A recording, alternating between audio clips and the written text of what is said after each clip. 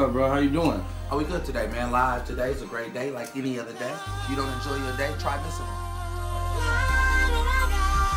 I pretty much want to come in here and pretty much ask you a few questions. Just want to ask you, if you was able to be mayor for a day, what would be the first thing other than the wonderful things that I've already witnessed that you do in the community? Like I see you give away backpacks and school products and all different types of stuff. You always helping people out in the community, so I know a lot of folks already depend on you. But if you was able to actually be the mayor for a day, would you? And if you would, what would be like the first thing you'll do?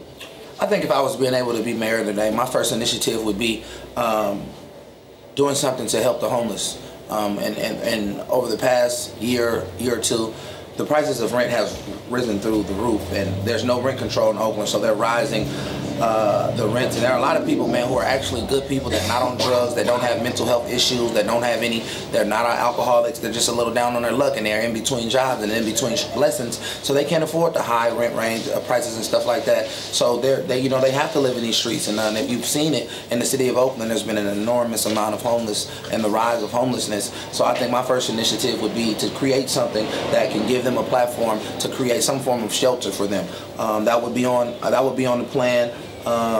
And some more things, activities and opportunities for the youth, because right now we're losing our youth to the streets, because that's the only place that they can feel love, and that's the only place that they can feel like there's an opportunity for them to grow. And in actuality, it's actually a railroad, a road that's railed, and them being derailed by the negatives, and they're driven towards the negatives, and that negligence alone is a reason why a lot of the youth are throwing their lives away. So those would be to-do lists on my plan.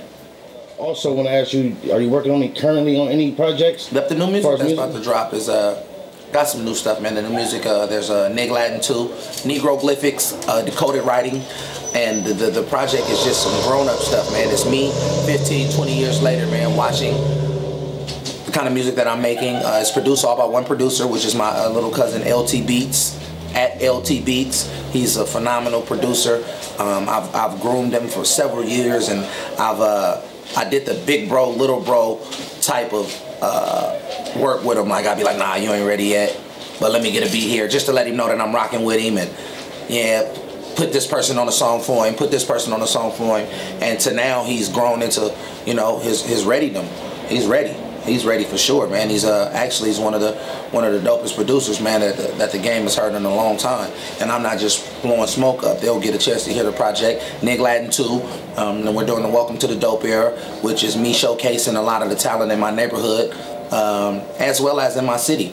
And just several projects, man, but we're working. But the main thing that we're doing right now is we're building the brand of our clothing line. Everything with Dope Era branding, from our clothing line to the Dope Era magazine, to the Dope Era podcast, to the Dope Era website. And we're just building the branding of Dope Era, man, and allowing people to see from the ground up how grassroots things can continue to grow and flourish. Dope Era is dope. Where'd you come up with that idea, Dope Era, period? You coined that. That's dope. I can't say I coined that. The Dope Era was something that was a real actual era that really existed. There were a lot of people in the 80s, and whatever is a dope era to you. Some people may say, the Black Panther time and black consciousness and the social level of things, that was a dope era. Some people feel like the hippies and things like that, that was a dope era. The black exploitation films, some people may say that was a dope era.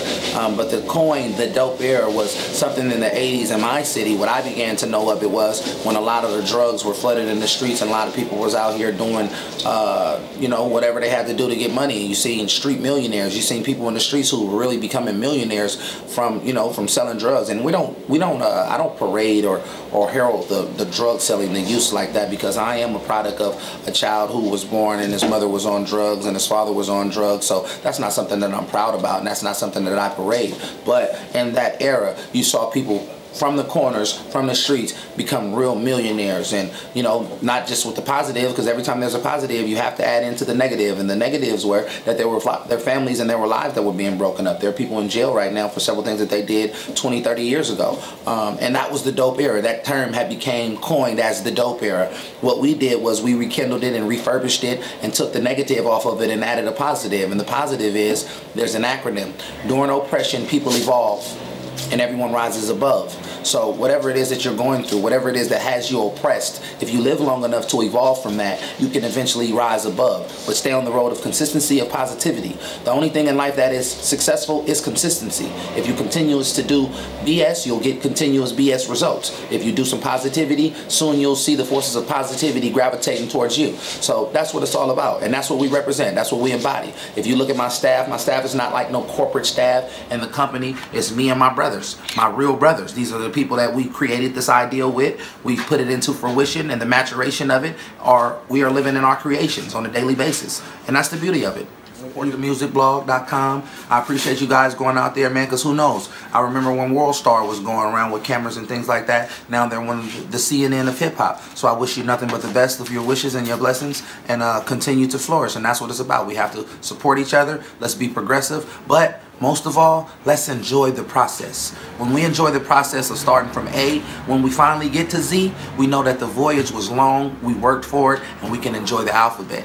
If you break that down and you can understand the food for thought of today, that's the blessing.